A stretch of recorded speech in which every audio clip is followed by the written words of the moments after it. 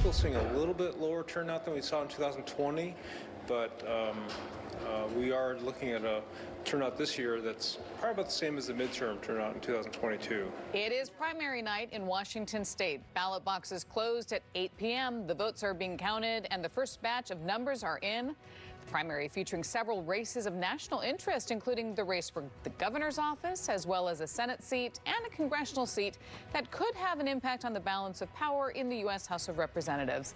Good evening. Thanks for joining us for K2 News at 11 o'clock tonight. I'm Deborah Knapp, and I'm joined in studio by K2 political expert Jim Moore to break down the results and the impacts.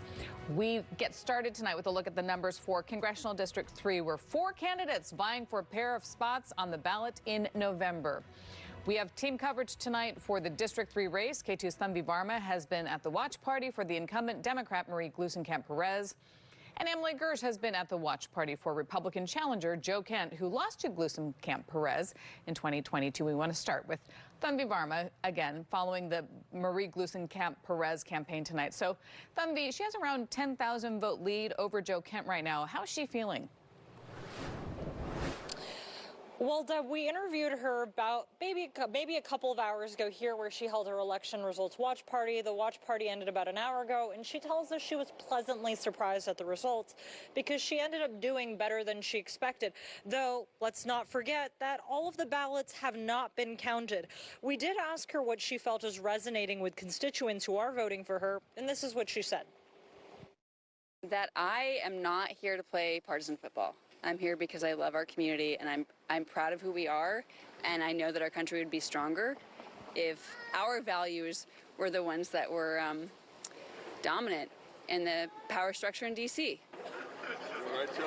We spoke with one of Congresswoman Perez's supporters, and he said he was actually on Republican nominee Mitt Romney's presidential campaign several years ago. He says he believes in Congresswoman Perez, even though she's a Democrat. So it's not, to me, a Democrat or a Republican thing.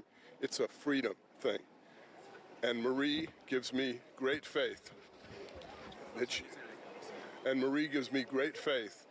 she will do what is necessary to protect the freedoms for which the greatest generation fought, bled, and died.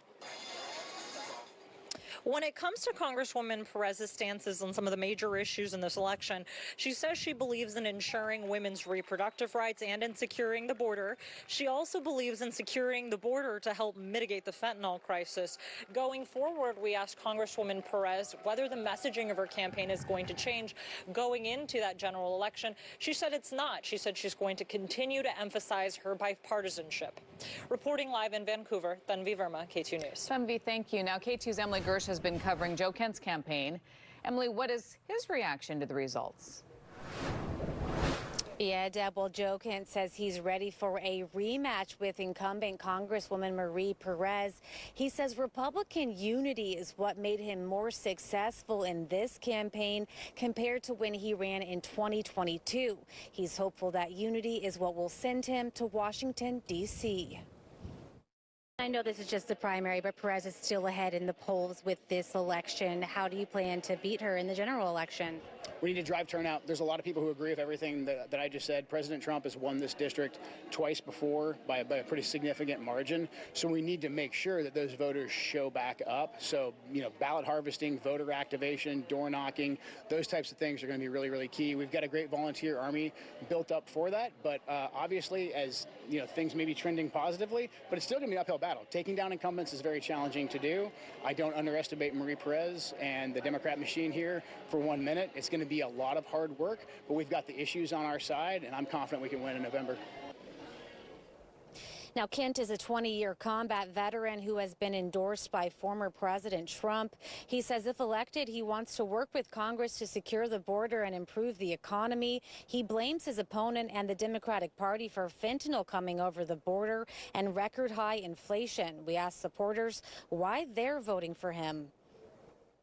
We need really good candidates that are going to stop the inflation, protect the border, protect families, protect our rights. I worked for the Department of Energy for 30 years. I know how important it is to be energy independent. Other things fall into place when you're energy independent. Now, Kent is also pro-life, though he doesn't support a federal abortion ban. He also criticized Marie Perez for voting to allow trans women into biological women's dressing rooms and to compete with them on the athletic field. Now, I asked Kent tonight if he thought that support from former President Trump would harm his chances of winning the general election. He said no, he thinks that support will help him, but we'll find out if that's the case in November. We're live in Vancouver. Emily Gersh, K2 News.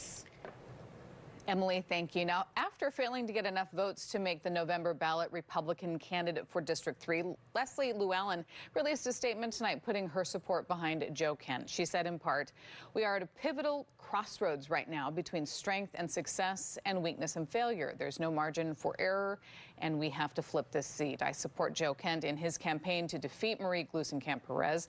We need to get this country back on track because Southwest Washington deserves better." Now, to break down the race, let's bring in K2 political analyst Jim Moore. 2022, Marie Gluesenkamp Perez won the election with less than 3,000 vote margin over Joe Kent. So how is this match looking up?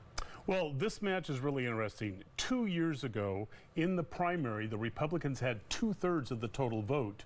And yet, when we added in another 100,000 voters in 2022 in November, then Gluesenkamp Perez won. So a lot of Republicans said, I can't support Kent, the Trump person. I'm going to go over and vote for Perez. So speaking of Trump, he's also the nominee this time. He's so also the nominee. So we're actually expecting more voters now in 2024 than there were in 2022. So does that negate that? That's what Kent is hoping for. And Gluesenkamp Perez is saying, you know, I've done this before. I think I can get enough Republicans to come over to me. Interesting, when we look at the rest of the state, Trump-endorsed candidates lost almost across the board. There's only one other congressional district where the Trump person is ahead. And so it's a fascinating dynamic, and Washington will be at the center of a national conversation. Well, let's look at those results one more time for the Congressional District 3 race, if we can pull those up. Between Marie Gluesenkamp Perez and Joe Kent, you can see she has 47% of the vote to Joe Kent's 38%. Leslie Llewellyn fell 12%. I'm K2 Steve Dunn. For more content like this video, and click to subscribe to K2's YouTube channel. And on election night, November 5th, stay tuned right here for live 2024 election results and coverage starting at 8 p.m.